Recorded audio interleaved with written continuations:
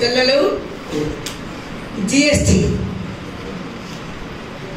అంటే ఏంటో ఎప్పుడు వచ్చినా గౌక్కున్న పొరలోకి రాదు. మీకు వస్తుందా? Goods service tax.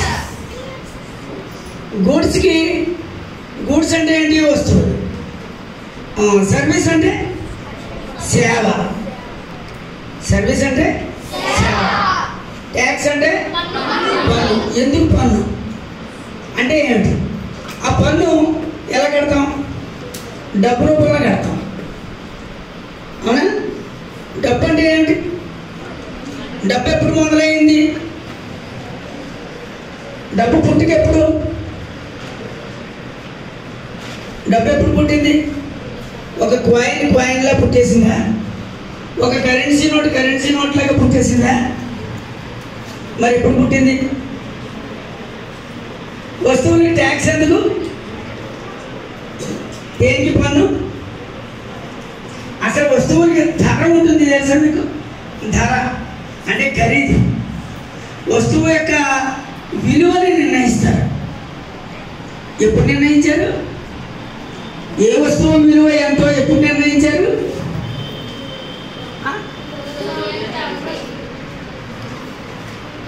ఆదిమానవుడి కాలంలో వస్తువు యొక్క విలువని ఎవరు నిర్ణయించారు? అసలు అప్పుడు విలువైన వస్తువులు అంటే ఏంటి? వస్తువుకి విలువ ఉండడం అంటే ఏంటి? నాకు ఆకలిస్తోంది, నేను ఏదైనా ఆహారం తినాలి, నాకు ఆహారంగా ఏది లభిస్తే అది అప్పుడు నాకు విలువైనది. ఆ అడవిలో పిట్ట కనిపిస్తే పిట్ట నాకు విలువైనది, పండు కనిపిస్తే పండు నాకు విలువైనది. ఏదీ లేదు, నేల తప్పుకుని దుంప తీసుకుంటే ఆ దుంపే నాకు విలువైనది. దాహం వేస్తుంది, నీళ్ళు తాగాలి, ఆ నీళ్ళే నాకు విలువైనది. మరి ధర ఎక్కడి నుంచి వచ్చింది? నేను అడవిలో బతికినప్పుడు పండు కావాలంటే పండు తిన్నాను, పండు ఎక్కడ లభిస్తే అక్కడ పండు తిన్నాను, జంతువు మాంసం ఎక్కడ లభిస్తే అక్కడ జంతువు మాంసం తిన్నాను, కాయగూరలు ఎక్కడ లభిస్తే అక్కడ నేను కాయగూరలు తిన్నాను, నీళ్ళు ఎక్కడ లభిస్తే అక్కడ నేను నీళ్ళు తాగాను. మరి ధర ఎవరికి చెల్లించాను? ఎప్పుడు చెల్లించాను? ఈ రోజున ప్రతిదీ మనం డబ్బు పెట్టి కొనుక్కోవాలి కదా. ఏమిటి ఈ పరిణామక్రమం? ఎలా పరిణమించింది ఇదంతా ఆలోచించాలి. ఈ ధర అనేది ఎప్పుడు వచ్చింది? చెప్పాను కదా, నాకు ఏది కావాలంటే ఏది దొరికితే అది తింటూ బతికానని. మరి నివాసం కావాలి, నాకు చలేస్తుంది, గుహలోకి దూరాను. అక్కడ కొన్ని చోట్ల గుహలు ఉండవు. గుహలు లేకపోతే ఆకులతోటి కర్రలతోటి చెట్ల మధ్యని ఒక గూడు ఏర్పాటు చేసుకుని అందులోనే చలికి ఎండకి వానకి రక్షణ కల్పించుకుంటూ అక్కడే జీవిస్తూ ఉన్నాడు మనిషి. అలా జీవిస్తూ కొంతమంది వేటకు వెళ్ళి ఏ లేడీలో తుప్పినో తీసుకొస్తే కొంతమంది ఇంటి దగ్గర నుండి వంట చేసి వాళ్ళకి పెడుతూ ఉంటారు. ఆ కుటుంబం అలా బతుకుతూ ఉంటుంది. ఆ కుటుంబం నెమ్మదిగా ఒక గ్రామంగా మారిపోతుంది. వాళ్ళలో వాళ్ళు పెళ్లిళ్ళు చేసుకోవడం, పిల్లలు పుట్టడం, జనాభా పెరుగుతారా, ఇవన్నీ ఉంటాయి. కానీ వేట కొనసాగుతూ ఉంటుంది. వేటకు వెళ్తూ ఉంటారు, జంతువులు వేటాడి తీసుకొస్తూ ఉంటారు, ఆహారంగా తింటూ ఉంటారు. చెట్లు నరుకుతూ ఉంటారు, దొంగలు కోస్తూ ఉంటారు, ఇళ్ళు నిర్మిస్తూ ఉంటారు, మట్టి తవ్వుతూ ఉంటారు, మంట రాజేస్తూ ఉంటారు, ఇటుకల్ని కాలుస్తూ ఉంటారు. ఒక్కొక్కటి మనిషి జీవితంలోకి అలా వచ్చి చేరుతూ ఉంటాయి. నిప్పు వచ్చింది మనిషి జీవితంలోకి, కాల్చుకుని తినాలని తెలిసింది. అడవులు అంటుకుపోతుంటే కాల్చిచ్చులు వచ్చి తిండి లేక తర్వాత వానలు పడ్డాక ఆ కాలిపోయిన అడవుల మధ్యలోంచి వీళ్ళు గుంపులుగా సంచార జీవితం చేస్తూ వెళ్తుంటే సంచార జీవనులు ఒక ప్రాంతం నుంచి ఒక ప్రాంతానికి పోతుంటే ఆ మంట వేడికి కాలిపోయి చచ్చిపోయిన ఏనుగులు పెద్ద పులులు మాంసాలు తింటుంటే అమ్మో రుచిగా ఉన్నాయనుకున్నారు. అంటే వేడికి ఉడికిపోయింది రుచిగా ఉంటుంది అన్నది అడవిలో వచ్చే కార్చిచ్చుల వల్ల మనిషికి తెలిసింది. అది వాడు కృత్రిమంగా మంట తయారు చేయాలనుకున్నాడు. కార్చిచ్చులు ఎలా వస్తున్నాయో కనిపెట్టాడు.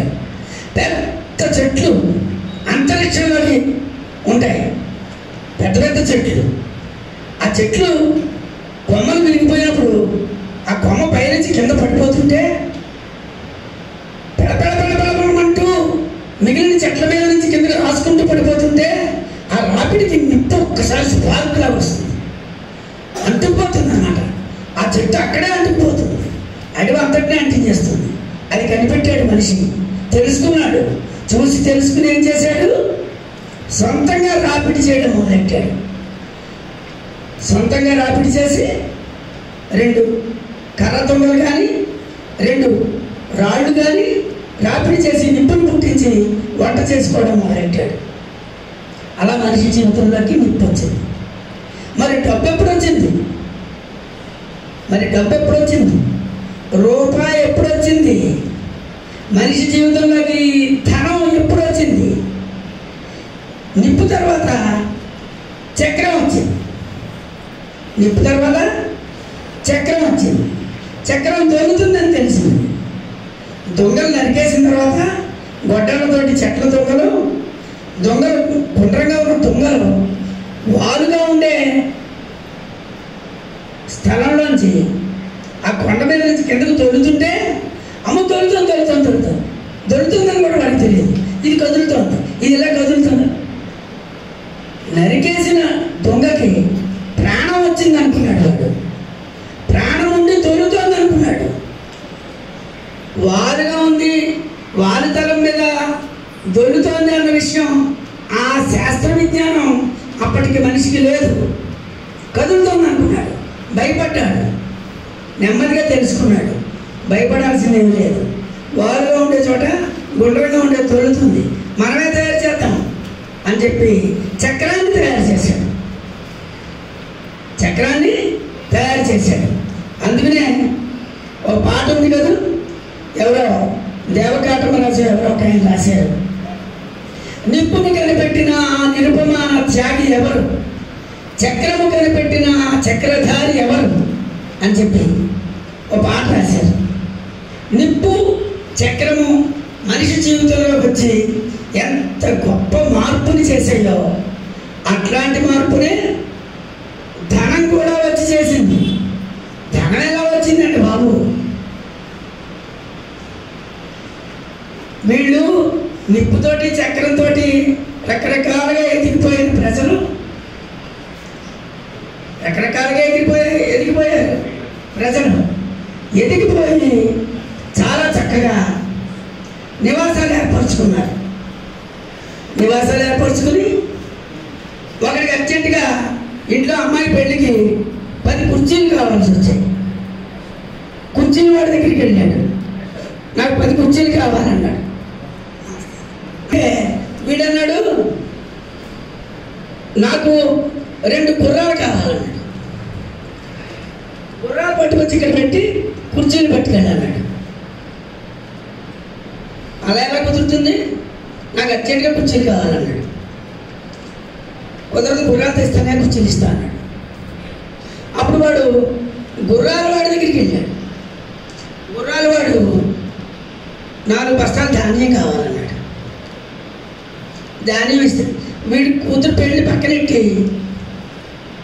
ఇంకా అలా వస్తువులు, వాడికి కావాల్సిన వస్తువు వాడికి ఇచ్చి వాడి దగ్గర ఉన్న వస్తువు మనం తీసుకోవాలి.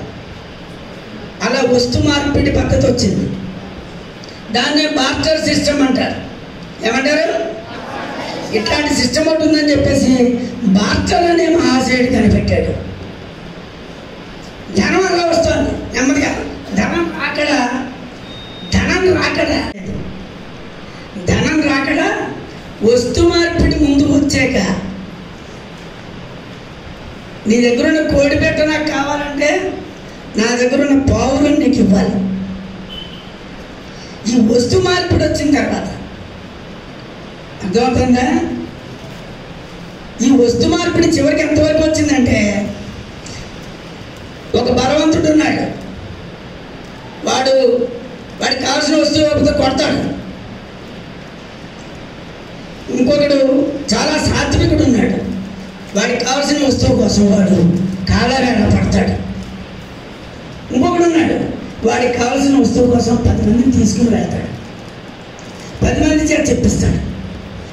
10 మంది వచ్చి చెప్పారు, పోన్లే మనం ఈ వస్తువు ఇద్దాం, మన దగ్గర ఉన్న వస్తువు ఇద్దాం. కుండలు చేసుకునే వాడి దగ్గరికి 10 మంది వచ్చి, ఒరే వీటి ఇంట్లో పెద్ద ఘనకార్యం చేస్తున్నారా, వీడికి 10 కుండలు ఇవ్వరా అని 10 మంది వచ్చి అడిగారు. అడిగితే 10 మంది వచ్చి అడిగారు కదా అని 10 మంది మీద మాట మీద అక్కడ ఆ మాట బలమే ధనం. ఏమిటి? ఆ 10 మంది మాట బలమే ధనం. దాన్ని వాడు ధనంగా స్వీకరించి నమ్మకమే ధనం. ఆ నమ్మకంతో ఆ 10 కుండలు బయటిచ్చాడు. అలాగే ఇంకొకడు, ఒరే నీ దగ్గర ఉన్న 2 గాడిదలు నాకు ఇస్తావా ఇవ్వవా అని చెప్పి కొట్టడానికి వచ్చాడు. భయపడ్డాడు. భయపడి 2 గాడిదలు ఇచ్చేసాడు. ఇచ్చేసి ఆ తర్వాత వాడు గూడు యజమానికి చెప్పాడు.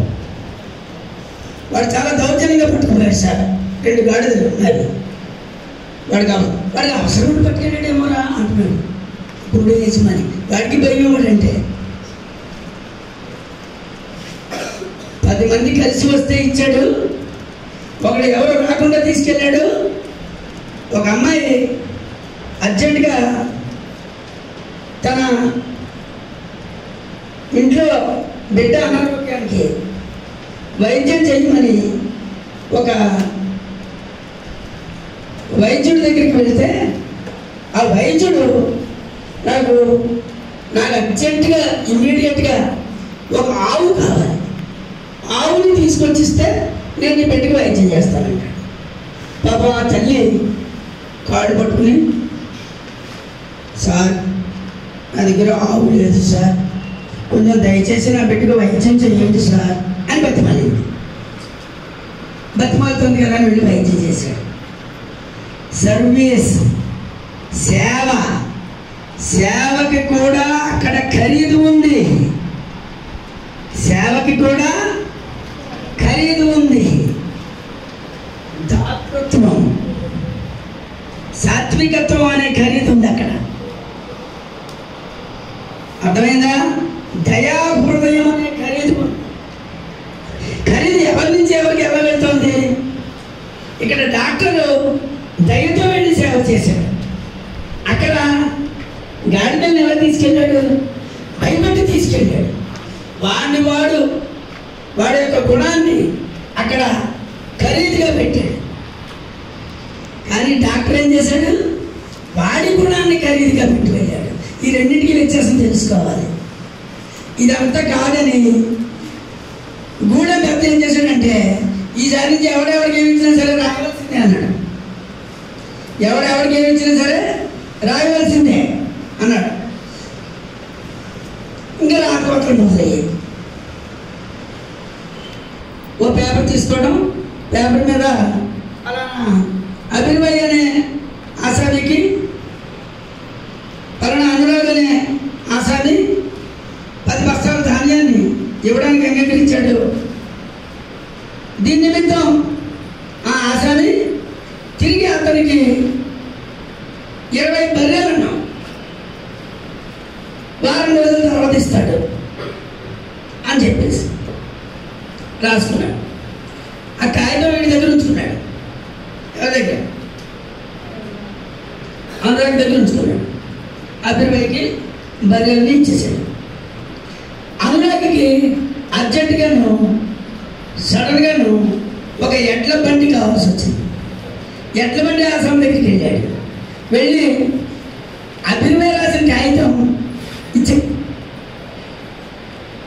ఇదిగో అభినయ్ అంటే నీకు నమ్మకం ఉందా? కాగితం రాసిచ్చాడు చూసారా, బర్రెలు పట్టుకెళ్ళాడు. ఈ కాగితం మీద దగ్గరికి నాకు కొంచెం ఏంటి ఎడ్ల బండి ఇస్తావా అని అడిగాడు. అయితే నువ్వు దాని వెనకాల అభినయించిన కాగితాన్ని గోపాల దగ్గర ఉంచి నేను ఎడ్ల బండి పట్టుకెళ్తున్నాను అని చెప్పి రాసి సంతకం పెట్టి ఇయ్యాడు. దాని వెనకాల రాసిచ్చాడు. కాగితాలు 300 చలమణి అయిపోతున్నాయి. దేశమంతా కాగితాలు చలమణి అయిపోతున్నాయి. ఇలా రాసేసుకుంటున్నారు అందరూ. అలా పుట్టింది డబ్బు, దస్తావేజు. ఫస్ట్ నోట్ అది, ఆ డబ్బే. తర్వాత మీరు ఎలా కుదిరితే ఇలా కాదు, నేనే నాణ్యాలు ముద్రిస్తాను అని చెప్పేసి తోలు నాణ్యాలు ముద్రించారు. రాగి కడ్డీలని నాణ్యాలుగా ముద్రించిన రాజులు ఉన్నారు. సన్నగా పడుతూ ఉంటాయి. నాణ్యం అంటే మనం గుండ్రంగా కరెన్సీ కాయిన్ మనకు ఎలా తెలుసు, లేకపోతే చిల్లు కానీ తెలుసు మీకు కదా. కానీ రాగి కడ్డీలు కూడా నాణ్యాలుగా చలామణి చేసిన రాజులు ఉన్నారు. అలాగా డబ్బు అలా మనిషి జీవితంలో వచ్చిన తర్వాత ఎలా ఎంత పెను మార్పులు వచ్చేసాయంటే, అంతవరకు జరిగిన యుద్ధాలు బర్రెల కోసం, గొర్రెల కోసం, ఆవుల మందల కోసం జరిగితే, ఇంకా అక్కడి నుంచి జరిగిన యుద్ధాలు ఆయుధాల కోసం, సరిహద్దులు చెరిపేసేంత వరకు, మొత్తం దేశాలను ఆక్రమించేసుకునేంత వరకు పెద్ద పెద్ద యుద్ధాలు ధనం పరంగా జరిగాయి. ఆ డబ్బు అలా పుట్టింది. ఈలోగా విలువైన ఖనిజాలు, వజ్ర వైడూర్యాలు, తడతల మెరిసేవి, రంగురాళ్ళు, బంగారము, ఇవన్నీ కూడా సంపదలోకి పాత్ర వహించాయి. అవి కూడా మార్కెట్లోకి విలువను సంతరించుకుని వచ్చేసాయి. బంగారం ఒక పక్కన పడితే దాని విలువేంటి? దాని విలువను మనం ఆపాదించి దాన్ని వస్తువుగా తయారు చేసి మెడలో అలంకారంగా పెట్టుకున్నాం కాబట్టి దానికి విలువ, లేకపోతే దాని విలువేంటి కదా. పీడియాటిక్ టేబుల్లో బంగారం విలువ ఏంటో ఆ కెమిస్ట్రీలో చెప్తాడంతే, అంతవరకే దాని విలువ. ఆభరణంగా నీ మెడలోకి వచ్చేంతవరకు అది విలువ సంతరించుకుందంటే మనం దానికి విలువనిచ్చాం. ఎలాగైతే డబ్బుకు విలువనిచ్చామో, స్వాతంత్రానికి ముందు బంగారం 34 రూపాయలట. ఎంత? మరి ఇప్పుడు లక్షలో ఉంది.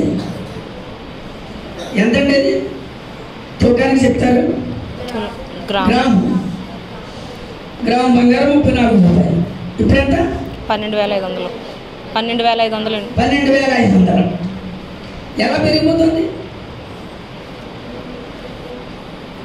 రేటుని మనమే పెంచుతున్నాం. ఎందుకు పెంచుతున్నాం? వ్యవస్థ ముందుకెళ్ళాలి కాబట్టి పెంచుతున్నాం. పన్నులు ఎందుకు వేస్తున్నాం అన్నది ఇప్పుడు టాపిక్. అక్కడే కదా మొదలెట్టుకున్నాం మనం. డబ్బు ఎలా వచ్చిందో తెలిసింది. మరి డబ్బుకి పన్నులు ఎలా వచ్చాయి? ఇప్పుడు నేను ఊరికైనా కావాల్సిన కొనేసుకొని ఖర్చు పెట్టేసుకుంటున్నాను. మరి ఉత్పత్తి చేసేవాళ్ళు, మార్గ మధ్యలో ట్రాన్స్పోర్ట్, వస్తువు తయారైన తర్వాత అది మరొక చోటుకి ఎలా వస్తుంది? ఇవన్నీ లెక్కలేసుకుని ప్రభుత్వం పన్ను వేస్తుంది. ఆ పన్నుతోటి మనకి అనేక రకాలైన సదుపాయాలని ప్రభుత్వాలు కలగజేస్తాయి. ఒక నాగార్జున ప్రాజెక్టు మీ పక్కన నువ్వు కట్టేసుకుంటావా? ఒక పక్కరానంగా డ్యామ్ కట్టేస్తావు నీ పక్కనే చేయలేవు కదా. కొన్ని పెద్ద పెద్ద పనులు ఉంటాయి కదా, పవర్ ప్రాజెక్టులు, అవి పెద్ద పెద్ద ఫ్యాక్టరీలు ఉంటాయి కదా. ఆ ఫ్యాక్టరీలన్నీ ఎవరు పెడతారు? ప్రభుత్వాలే పెడతాయి. ఎలా పెడతాయి? మనకంటే పన్నుల నుంచే పెడతాయి. అంచేత మనం తప్పనిసరిగా పన్నులు కట్టాలి. సక్రమంగా పన్నులు కడుతుంటే మనకి అన్ని సదుపాయాలు ప్రభుత్వాలు చక్కగా ఖాళీ చేస్తాయి. చాలామంది డబ్బు ఖర్చు పెట్టకుండా దాచిపెట్టుకుంటారు. ఫర్ ఎగ్జాంపుల్ ఒకటి చెప్తాను, ఒక ఎగ్జాంపుల్ చెప్తాను, వింటారా? ప్రణీత దగ్గర ₹1, ఆ రూపాయి పెట్టి తను వేరే ఇంకో అమ్మాయి దగ్గర, వైష్ణవి దగ్గర పెన్నేమో ప్రణీత దగ్గర ఉండిపోయింది, రూపాయి ఏమో వైష్ణవి దగ్గరికి వచ్చేసింది. వైష్ణవి రూపాయి పెట్టి వీడి దగ్గర జంతికలు కొనుక్కుంది. 2 జంతికలు 50 పైసలు ఇచ్చిండు, ఒక జంతిక. ఆ 2 జంతికలు వీడి రూపాయి పెట్టి వీడి దగ్గర చాక్లెట్ కొన్నాడు. వాడి దగ్గర చాక్లెట్ ఉండిపోయింది, వీడి దగ్గర రూపాయి ఉండిపోయింది. మళ్ళీ వీడి రూపాయి పెట్టి వాడి దగ్గర ఏమో ఇంకో డ్రింక్ వీడి దగ్గరికి వచ్చేసింది, రూపాయి వాడి దగ్గరికి వెళ్ళింది. ఈ రూపాయి ఒకటే రూపాయి విలువైన వస్తువులు ఒక్కొక్కడి దగ్గర వదిలేసి వదిలేసి వదిలేసి వదిలేసి వదిలేసి వదిలేసి వదిలేసి వదిలేసి వదిలేసి వదిలేసి వదిలేసి వదిలేసి వదిలేసి ఎన్ని రూపాయల పనులు చేసేసి చేసేసి చేసేసి చేసేసి చివరికి ఎవరి దగ్గరకో ఒకరి దగ్గరికి వెళ్ళారు. సాయంత్రం అవుతుంది.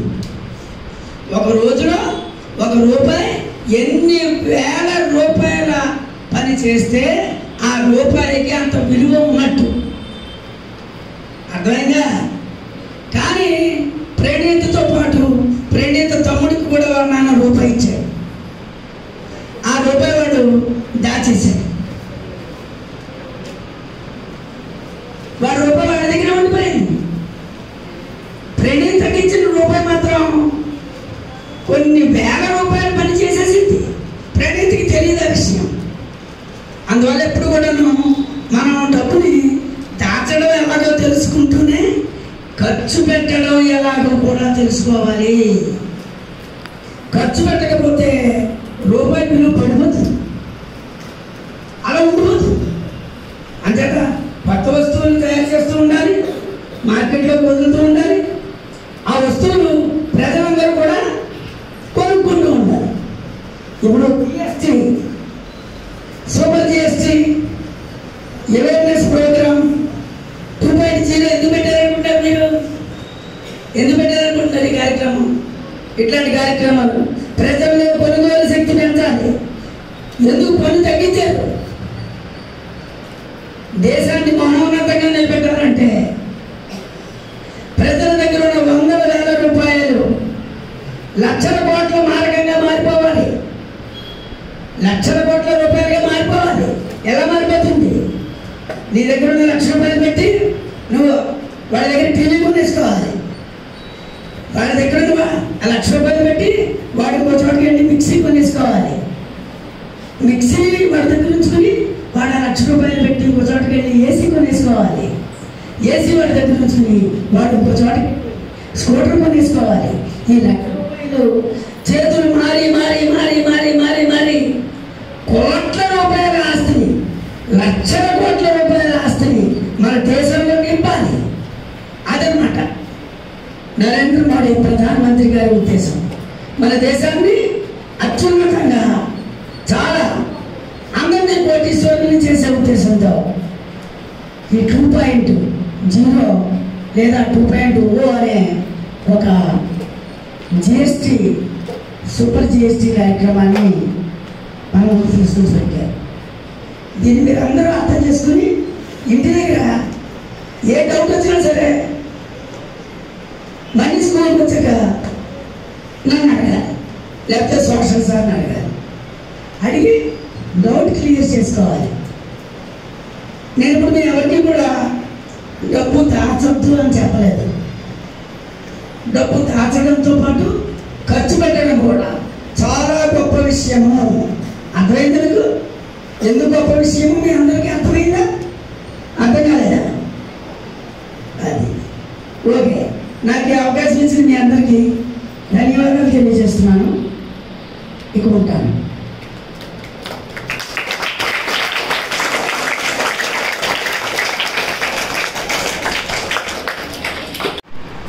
నేను మొన్న జిఎస్టీ గురించి చెప్పడానికి మొదలెట్టి నిప్పు ఎలా పుట్టింది,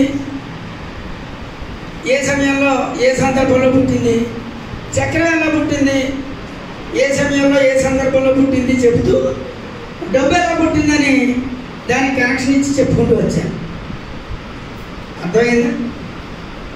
ఆ చెప్తూ ఏం చెప్పాను, డబ్బు దాచడం కంటే ఖర్చు పెట్టడం చాలా విలువైనది అని చెప్పాను.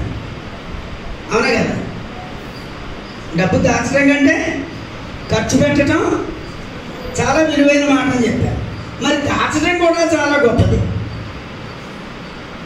ఎలా గొప్పది? డబ్బును డబ్బుగా దాచితే గొప్పది కాదు. నువ్వు 100 రూపాయలు ఇంట్లో పుస్తకంలో పెట్టావనుకో, ఒక ఏడాది పోయిన తర్వాత ఆ 100 రూపాయల విలువ 90 రూపాయలకో 80 రూపాయలకో పడిపోతుంది. అదే 100 రూపాయలు పెట్టి బంగారం కొన్నాం అనుకో, ఆ బంగారం విలువ మరుసటి ఏడాదికి 110 రూపాయలు 120 రూపాయలు అయిపోతుంది. అర్థమవుతుందా? వరల్డ్ ఎకనామిక్స్లోకి అట్లాంటి సిస్టమ్ వచ్చి చేరింది. బంగారము, వెండి, వజ్ర వైడూర్యాలు ఇట్లాంటి వాటి యొక్క విలువ పెరుగుతూ పెరుగుతూ పెరుగుతూ పోతుంది. అలాగే బ్యాంకులో డబ్బు పెడితే బ్యాంకు ఆ డబ్బుని వేరే చోట ఖర్చు పెట్టి మనకి వడ్డీ ఇస్తుంది. అంచేత ధనాన్ని మనం దాచుకోవడం కంటే కూడా బ్యాంకులో వేసి ఉంచడం, కానీ లేకపోతే బంగారం కొనడం, లేకపోతే స్థలం కొనడం, భూమి కొన్నాం అనుకో, భూమి రేటు పెరుగుతూ ఉంటుంది. ఇన్వెస్ట్మెంట్ మేషర్ చెప్పారు, ఇన్వెస్ట్ చేస్తూ ఉంటారు. అంచేత డబ్బు మార్గద్రవ్యంగా వస్తు మార్పిడి సిస్టమ్ పోయి వస్తువుకి మధ్యలో మార్గద్రవ్యంగా డబ్బు వచ్చి చేరడం వల్ల మొత్తం ప్రపంచం అంతా ఎంతో ప్రగతి సాధించింది. మరి నిప్పుకి చక్రానికి ఎందుకు కనెక్షన్ పెట్టానంటే, అసలు మనిషి అలాగా ఆ రెండింటి ద్వారానే మనిషి అసలు తన యొక్క ఆలోచన శక్తిని పెంచుకుంటూ వచ్చాడు. మొదట్లో ఇనుము భూమిలోంచి వచ్చినప్పుడు తీసి పక్కన పాడేసేవారట. రాగి, ఇత్తడి, తగరము అవి మాత్రమే ఎక్కువగా వాడేవారట. ఈ విషయం వింటే ఆశ్చర్యంగా ఉంటుంది. ఒక నాగరికత కాలంలో ఇనుము ఎందుకు పనికిరాని దాని కింద గుట్ల కింద పడి ఉండేదిట. కానీ ఇనుముని కరిగించేంత ఉష్ణోగ్రత మనిషి కనిపెట్టిన తర్వాత ఇనుముతోటి అనేక రకాలైన వస్తువులు తయారు చేయొచ్చు అని తెలుసుకున్నాక యంత్ర నాగరికత బ్రహ్మాండంగా పెరిగిపోయింది. అన్ని యంత్రాలే, ఇనుము లేకపోతే అసలు ఏమీ లేదు. ఇనప శిఖరం నాటికి వేశారు కదా పిల్లలు, గుర్తుందా? గుర్తులేదా? చూసారా మీరు? కొంతమంది చూడలేదేమో, చూసారా? ఇనప శిఖరంలో ఇనుము యొక్క గొప్పతనం చెబుతూ మిగిలిన అన్ని లోహాల యొక్క గొప్పతనం కూడా చెప్పారు.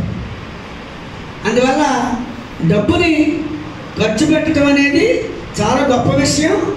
మంచికి ఖర్చు పెట్టాలి, మంచికి ఖర్చు పెట్టాలి. ఫర్ ఎగ్జాంపుల్, నేనున్నాను ఒక టీచర్గా, కానీ నాకు ఏదో బ్యాడ్ హ్యాబిట్, రోజు విస్కీ తాగాలి. విస్కీ బాటిల్ 100 రూపాయలు, రోజుకు 100 రూపాయలు అంటే నెలకి ఎంత అయింది?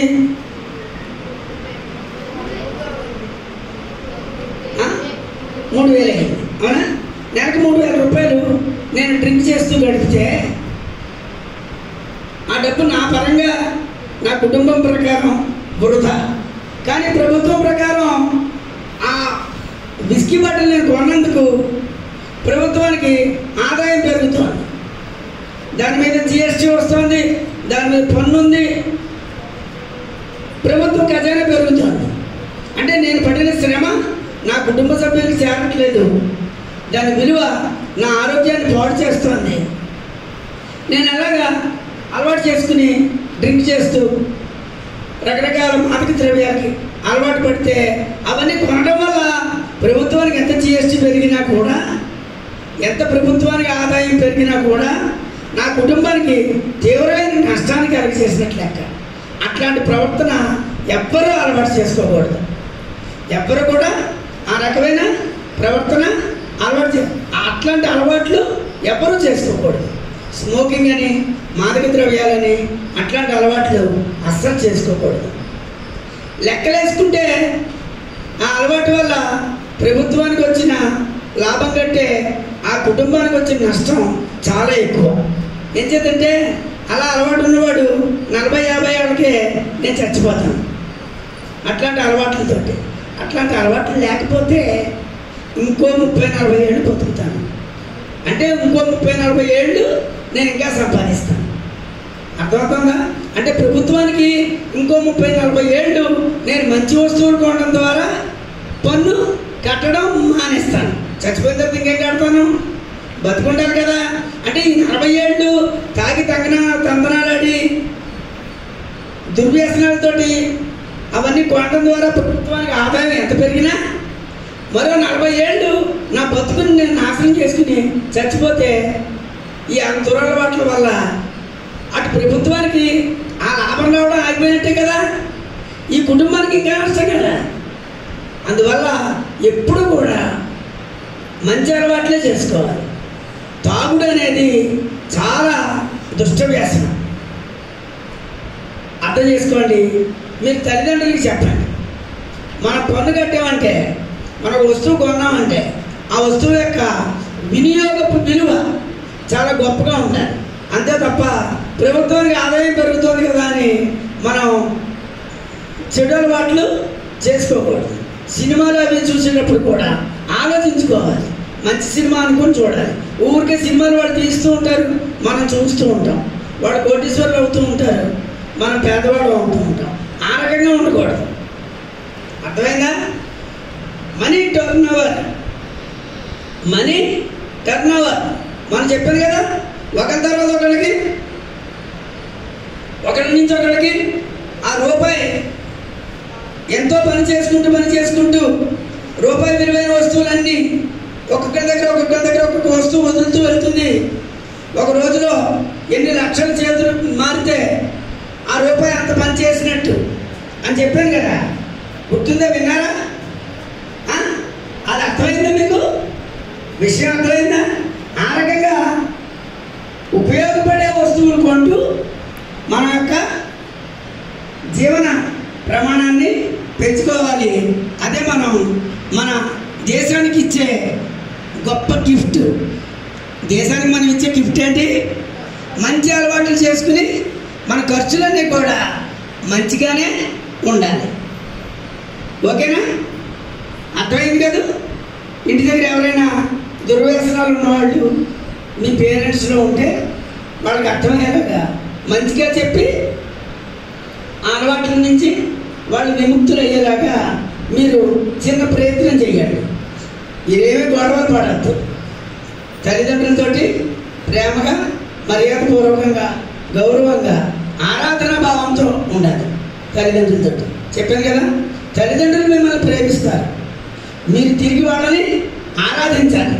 మరోసారి చెప్పాను, గుర్తుందా మీకు? గుర్తుపెట్టుకోండి. ఓకేనా? Thank you very much.